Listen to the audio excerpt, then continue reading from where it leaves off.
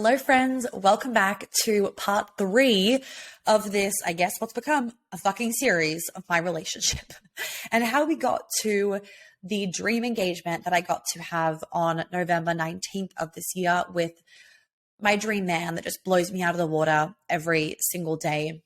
And I know that I blow him out of the water because he tells me all the time, and we have an incredible, incredible relationship that I want all of you guys to also be able to have. Everyone deserves this. Everyone deserves a healthy relationship. And I know all of you guys want your dream relationship. And there are people out there that want theirs too. So if you want yours, there are people out there that want theirs. You will find each other as long as you are in alignment. And part of being in alignment is definitely healing your shit. So remember that. All right.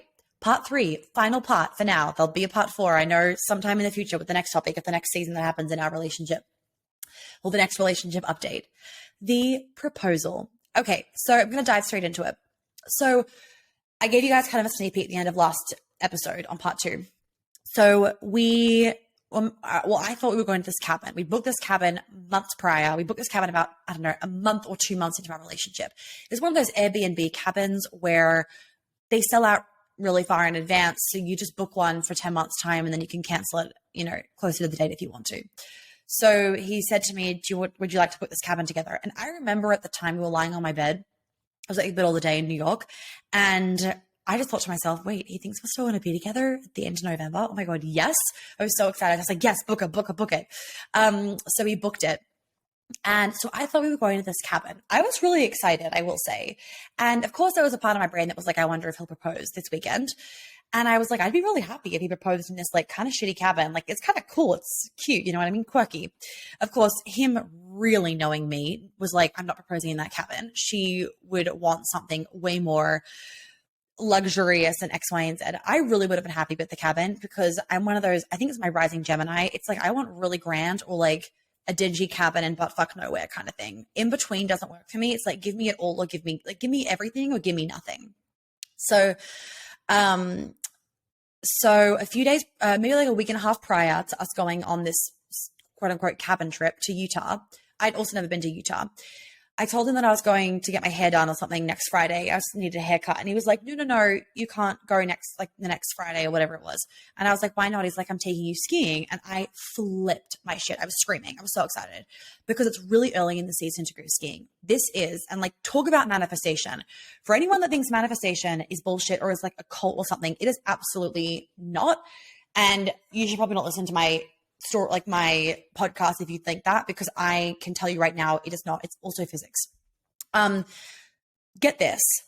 This is the first season in 85 years that they have had this much snow. Like, I'm sorry. The universe was like, oh, so-and-so and Monica need to getting engaged this weekend. Let's make it dump with snow because they need it. I like to say that. I like to tell myself that because I'm like, duh. Anyway, so I'd been freaking out for the weeks prior to this because there'd been so much snow in Utah, and all I wanted to do was go skiing. For those of you that know me, I'm an avid skier. So is he. We met skiing. If you haven't listened to part 1 and part 2, I don't know what you're doing. Please go back and listen to those episodes because you need that context for part 3. Otherwise, you're probably going to be like, this was a shit proposal. So what was I going to say? So it was really smart. He told me a couple of weeks prior. If he told me a day prior, I'd be like, okay, he's proposing this weekend because it would have been too surprising. You know what I mean? But he acted really casual and he was like, yeah, whatever. I told you this. And I was like, you did not tell me this. He kept being like, I told you already. I'm like, you did not tell me. What was really smart was that, and maybe take hint, any men listening to this, what was really smart is that this whole trip, he'd made me think that I was involved in the decision making. What time do you want to fly? When does your calendar, like, when's your last client for the day? Blah, blah, blah. When do you want to come home? X, Y, Z. So I thought we were just going to go skiing for the first. So basically what was happening was he was adding a day and a half of skiing on the front end of our already booked cabin trip. And then we would drive to the cabin afterwards. So I was down for that. So long story short, the week prior, he was acting kind of funny. And I will say this. I knew it was happening sometime in the next few months. He'd given me a lot of hints. And And he would like ask me questions, like kind of sus, and then he would really confuse me. So we're going to New York twice in December. So I thought he might have been doing it in New York. He confused the fuck out of me. I was getting really annoyed actually by it. He changed my password on my Delta. He changed the password on like our Marriott thing, so I couldn't log in to see any bookings. He told me that he was fully in charge of the rest of our travel plans for the rest of the year until my family got here, and I wasn't allowed to ask him anything. I was like, oh my God, like talk about having to surrender. It was really fucking hard. I will say this. I never thought that it would be so hard to know that your proposal was coming up. I thought it would be like, oh my God, yay. It was horrendous. It was absolutely horrendous. It really was. For those of you that just had it pop out of the blue, I'm kind of like, even if you think, oh, you wish you knew for like a couple months prior, so you're going to built it up. No, fucking great. Because it was just nerve-wracking and made me so edgy, and I did not like it. So that was happening kind of the week prior. So I knew something was going on, but he confused me so much during that week that I was like, okay, maybe it's happening this weekend, but maybe it's not, because he's kind of making it sound like it's going to happen later in December or like in New York or something. Because he was way too chill about this weekend. When I was packing, for example, it was like what to bring, like whatever, just like trackies, we're not doing anything, we're just hanging out in the cabin. So like, he's like, bring one nice outfit. Like, he's like, I'll bring one, like in case we go out for dinner or something. And actually, I know I was the one that said, should I bring a nice outfit? And he was like, yeah, I guess bring like one or something. So I was really underpacked where we were going, by the way. He'd really organized a lot of the packing. He packed all of our ski equipment, blah, blah, blah. He just said, get it all in a pile and he'll put it in the suitcase. Again, it was like nothing fancy. He really didn't make a big deal about the weekend. He booked the plane tickets last minute, which is very him. So again, it wasn't like he booked them months prior and it was so organized. Because if it was booked, he's very spontaneous like me, like book things last minute. If he booked things months prior, like the plane flights, it would have been weird to me. I was the one that was like, I need you to book these fucking flights because I don't want to miss out on a flight. Like, can you please book them? And so he booked them. It was really, really, really smart because he was monitoring the flights and everything, but he needed me to give him that push and kind of almost make me a little bit annoyed. So I really did not have any kind of ideas. What was I going to say? Also, I mentioned this. I don't know where I mentioned this, maybe in part one of my team members knew it was happening. So it was really great actually, because she made sure that all my work for the Saturday, Sunday, Monday, Tuesday was done. And all my Instagram posts were done ahead of time, blah, blah, blah. So they could post Instagram posts in case I didn't have service, because I thought I wouldn't have service in the cabin. And she also just made sure my kind of work was done. She knew. Now, we had service all right, because I'm about to tell you what happened. We had service all right. But of course, I didn't want to post. I wanted to be in my bubble and I wanted to be able to just be present and all that jazz. So we fly to Utah. On the plane, he was kind of acting weird and like tilting his computer screen away from me. So I was kind of like, But again, I was like, well, he wouldn't be booking something right now. Like that would be way too last minute kind of thing. I actually don't even know what he was doing on his laptop. I never ended up asking.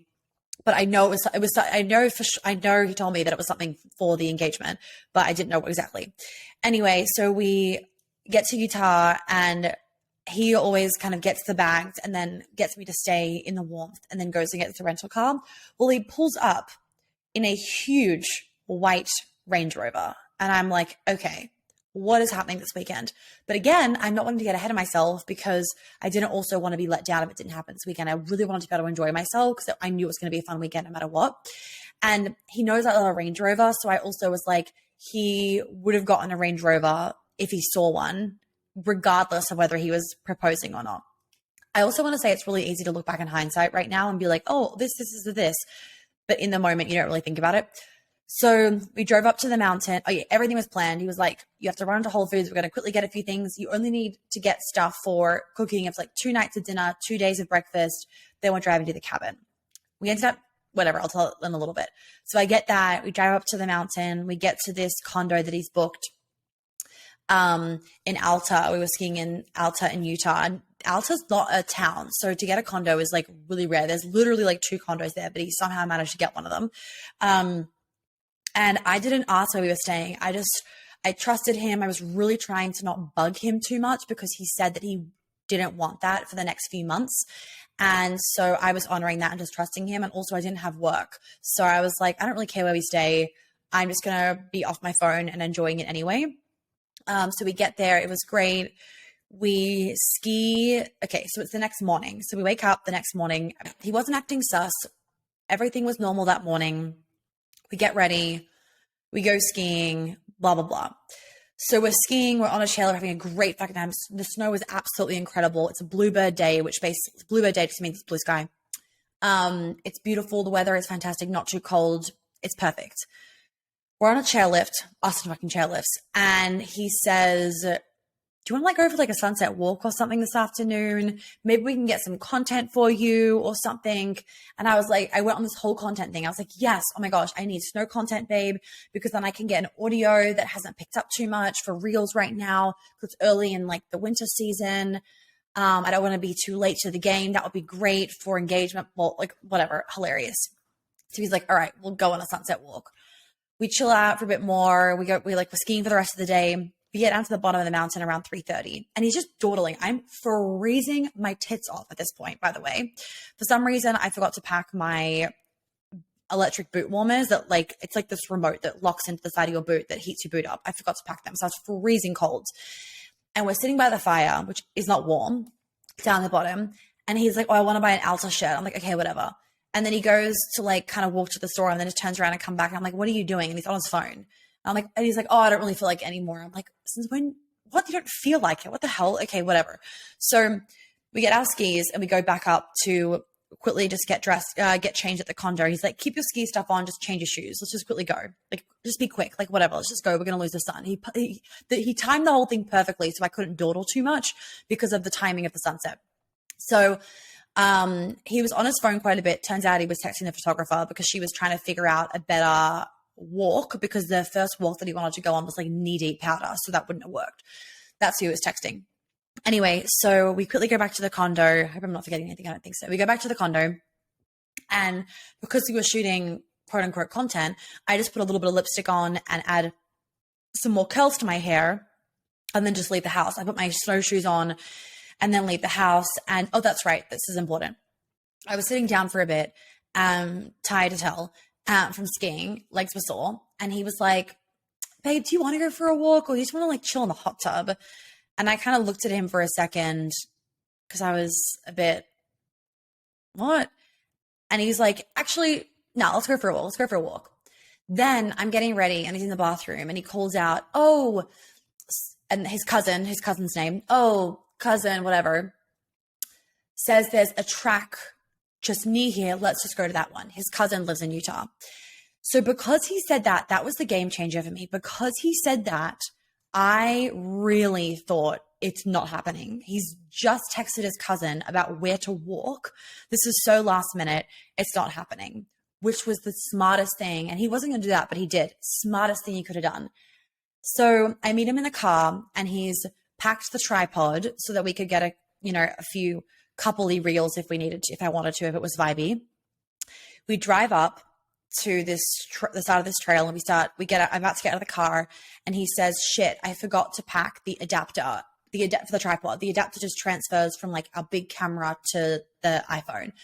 And I said, just don't worry about it. Let's go for a walk. So we start walking. It's beautiful, beautiful, like winter wonderland, pine trees either side, covered in snow. You're walking up through the center. The photographer is hiding in plain sight right directly in front of us, which was so smart because I'm pretty like, I see things. So if she was hiding behind a tree, I would have been like, this is dead obvious now. She was hiding in plain sight. I thought that she was a landscape photographer taking pictures of the mountains because it was sunset and it was a beautiful day and it was early in the season. It all makes sense. So we keep walking. Genius. He's taking some real content. You guys will probably end up seeing it.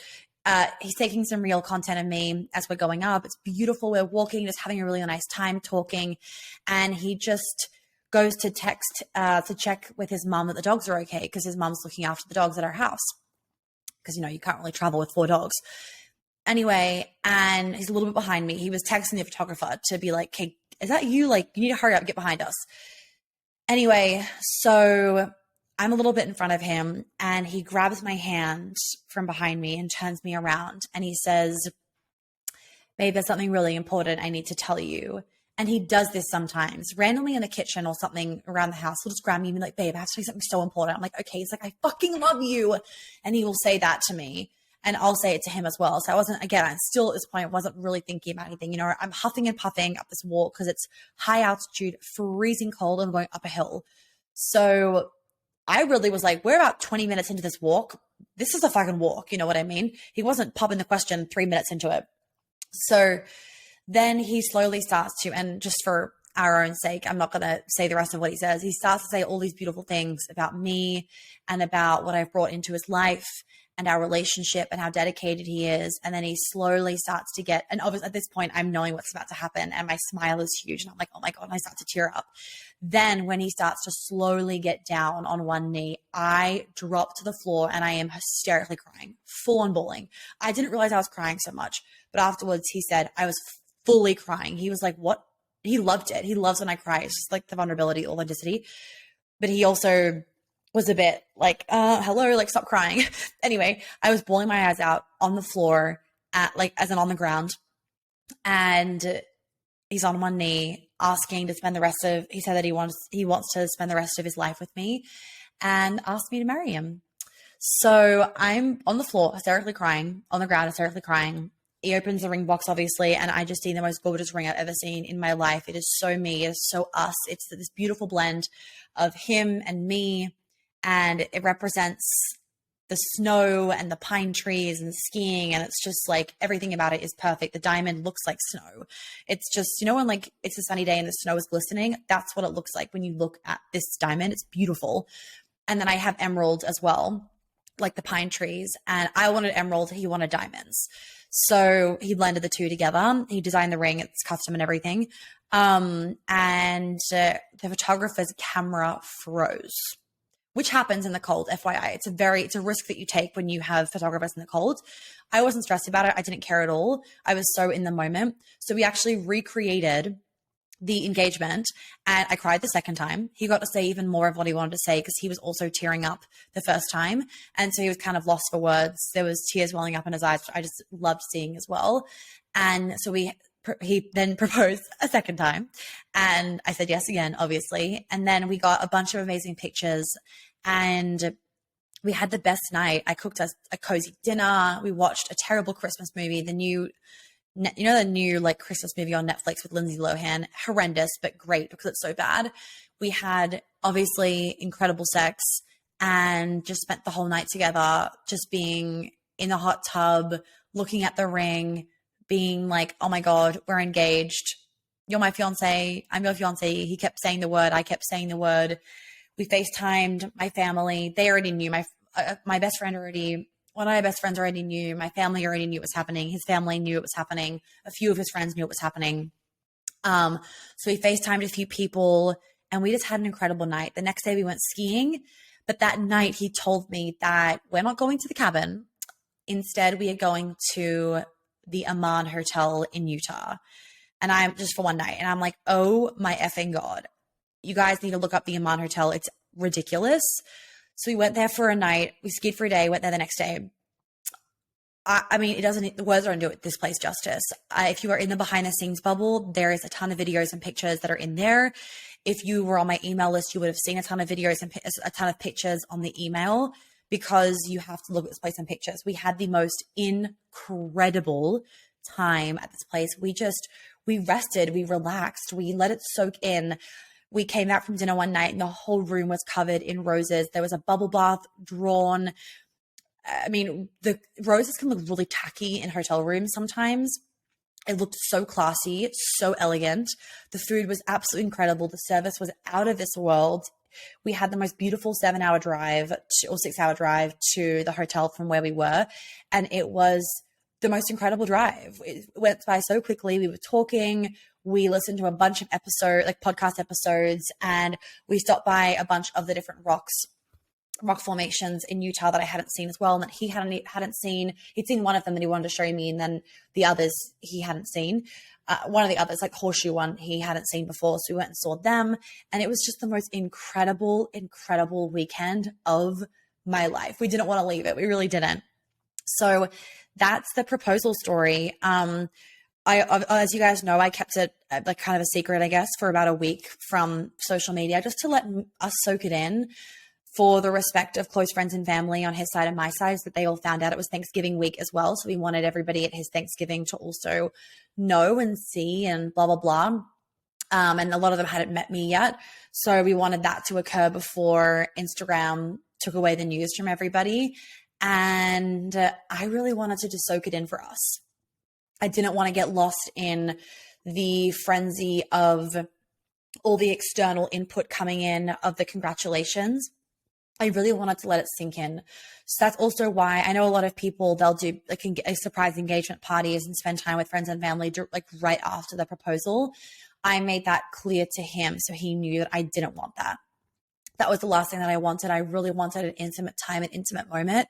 He couldn't have done a more perfect job. It was why it was so perfect for me was that it was so casual and it was authentic, and it was in the moment of just us having an us moment. I didn't want people around. I didn't want it in a busy situation. I really wanted it in a space where we could soak it in and it just felt like us. And obviously the snow is the best place because our whole relationship essentially has been centered around the snow. I am my happiest in the snow. He is too. We met in the snow. We met skiing. And frankly, for there to be that much snow this early in the season, I was just shocked. I really was like, did we manifest this? Because it was pretty incredible, to say the least. So the pictures are in the behind the scenes bubble. There will be some posted on my Instagram stories that you would have already seen, and my email list. If you're on my email list, you would also have seen a bunch as well from the ones that I've posted. I'm still not sharing his face. I'm still keeping that private, like I shared for the reasons I shared in part 1 of this little series. But is there anything that I'm missing? I think the most important thing that I really wanted to get across was that, one, it's so interesting how we hype up a proposal as maybe a woman. This is a woman thing. Maybe we hype up a proposal of it's this long thing. It's going to feel like, it's going to be this massive moment. It goes away in a second. It is so important that you soak that fucking second in. Soak it in. I did. I'm really glad I did, because I knew that was going to happen. I'm aware of these moments. I'm aware of these things and how they work. I soaked it in. In fact, that night I made him get down on his knee again in the condo because I needed to soak in that image, and I wanted to be able to re-feel that moment of him getting down on his knee. The next day we actually walked back up to the spot so that I could see the space again to let it soak in, and so that he could see the space again to let it soak in. And we had the photographer there. Now, in the actual moment, she couldn't take pictures because her camera froze, but she was able to take kind of the video. It was really far away, but I actually loved it. She took a bunch of videos and blurry photos on her phone. Even though she was really far away, what I love about it is that it was so authentic. It was just a video in that moment. And I think a lot of people can get very lost in these perfect proposals that needs to be Instagram friendly and for the content, and that's got to be a video and a photographer and all these kind of things. And I think that can take away from the charm of it sometimes, because people get obsessed with how it looks or what are the pictures like or whatever, instead of that moment with your person, because all that matters is you two in that moment. And of course, he wanted to make sure there was a photographer there so that I could get content, which I love. And he also knew that I didn't need it. I wasn't getting those photos for the content. Yes, I will use some of them, I'm sure, because I want to share that with you guys so that you can also learn from what I took away from that moment. And not sharing it because I need to share my engagement. I'm sharing it for a purpose, not because I need to splash my engagement everywhere, because that's really not the case. In fact, it's kind of the opposite. My first engagement announcement was super subtle. And then second one was more obvious. But yeah, that's the story. We had the most incredible weekend. And like I shared in part 2, if you listen to part 2, I kind of shared a little bit about wedding plans and the timeline of everything versus the timeline of society. And I think that's everything that I wanted to share. So, moral of the story of all of this is your dream person exists. Don't settle for less. And time is an illusion. Time is seriously an illusion. Your life could change before, like in literally the blink of an eye. My life changed when I got on that chairlift. So did his. His life changed actually more than mine, I would say. So yeah, just know that your life can change so quickly. Soak in every moment that you have right now, because you may not have that moment again. Soak in being single right now, because you may not have it again. Soak in every single moment that you have, because your life could change so quickly, especially when you are heavily in alignment and you've done so much healing work. I moved so quickly through my years. It feels like, compared to the quote unquote average person, what I do in a year or achieve in a year is what most people will achieve in 5. And it's not because I'm better than them or they're worse. That's no. The reason why is because I don't have things holding me back. I go, I know what I want, I get it. I don't have things holding me back. So many people keep themselves held back because they're afraid. They're afraid of investing in themselves. They're afraid of what their life could look like. It is easier to stay in your comfort zone than to leap. It's easier to stay single than be in a relationship. It's easier to stay boyfriend and girlfriend than be engaged, because that's a whole new chapter. And what comes with that? What pressures, blah, blah, blah. What fears come up? Those things will keep you stuck. They really, really, really will. And it sounds simple, but I really attest to being able to cultivate this relationship, manifest this relationship, have this quick timeline with this relationship, quick in terms of, societal norms, because of the work that I've done. I really do attest it to that. So I will say that I said this in the last episode, and I got a few more things I want to say after this that are on my notes. I want to make sure I've said everything. The masterclass that I'm going to do sometime next year about how I manifested him, the waitlist is below for that. This will be separate to MM level 2. So that way you guys can just buy this if you can't also buy Magic Money and Manifestation level 2. But obviously it's all complimentary. So if you can get both, definitely get both. And other things that I also mentioned is that there has been a lot that we've gone through in a short period of time. We've moved cities and states. We've, bought a house. I've got all my stuff ruined. have to get lawyers for getting all my things ruined, from like the movers from New York to Atlanta. I've had new family, new friends, a new city that I've moved to. We both work from home. There's been so many things that we have both moved through in this year. And that's not even a year, 10 months. There's been so much that we have moved through. Like, quantum leaping is fucking real. It absolutely is real, especially when you are so heavily in alignment. And there's been a lot of lessons. I don't want to deny it. There's been a lot of lessons. Like, relationships are not just perfect. They're a dance. Sometimes you have to shut your mouth because what you want to say isn't going to be helpful. And they have to do the same. They get triggered, frustrated, and they get frustrated in their relationship. You sometimes get triggered and frustrated in their relationship. Relationships can be frustrating sometimes, and also the best thing ever. The best thing ever. I've learned so much about myself. I've learned to be more productive with my time, how to share my time with him. I've been able to get a whole other friendship circle and a whole new family, right? And I've also had less time to myself, less time in my business than ever before, and 2 more dogs. And I've learned how to dance with all of those things. My business is still on a massive upward spiral. My health is still great. Everything is still growing and up-leveling and expanding, even though I've had less time, more things on my plate, X, Y, and Z. You learn how to do it all. It's balance, it's alignment, it's being productive, and it's serious self-awareness. It's knowing yourself so well. The more that you know yourself, the easier life becomes, seriously. Other things that have definitely been a pro is sharing household duties. Like, I never have to take the trash out again. I hate doing, I can't believe I just said trash. Oh my God. Rubbish. I hate doing the rubbish. And so I love being able to share household duties and doing the things that I prefer doing, and him doing the things that I don't like doing.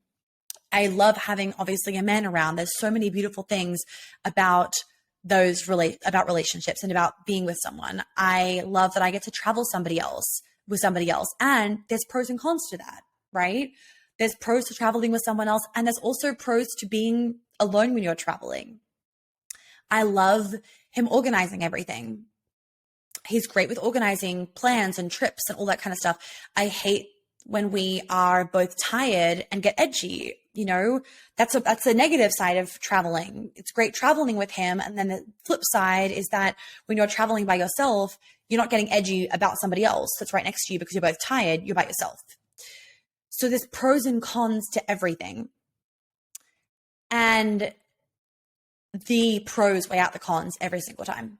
Absolutely every single time. There's no perfect ideal. I don't think there's any perfect ideal way to live life. I don't think that being single is better than being in a relationship. I don't think being in a relationship is better than being single. Every single thing has its pros and cons. It's the way that you look at it. It's 100% the way that you look at it. And also, being in a healthy relationship, is the best thing in the fucking world.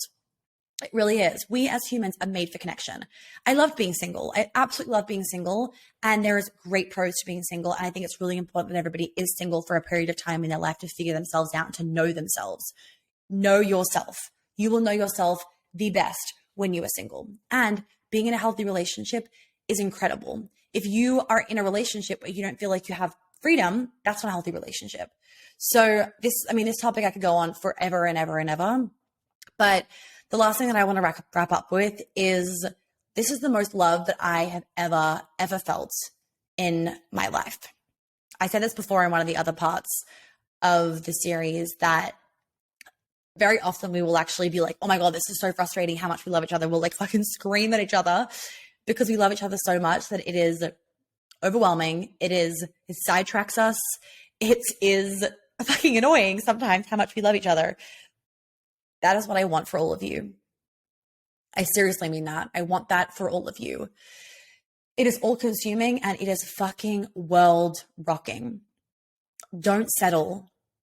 Seriously, do not settle. And can you take a look in the mirror and be really honest with yourself about where you are possibly holding yourself back from having a better relationship than you currently have, from manifesting more in your current relationship, or where are you holding yourself back from calling in that dream relationship, from holding that dream relationship? That's a hard thing to do, to look at ourselves, but it's the best thing that you'll ever do. That is the fastest way to manifest, to grow, to quantum leap, to up level, is to do you, to work on you, to grow yourself. Seriously, seriously, seriously. Wow, that's the end of the series. I think I've mentioned everything.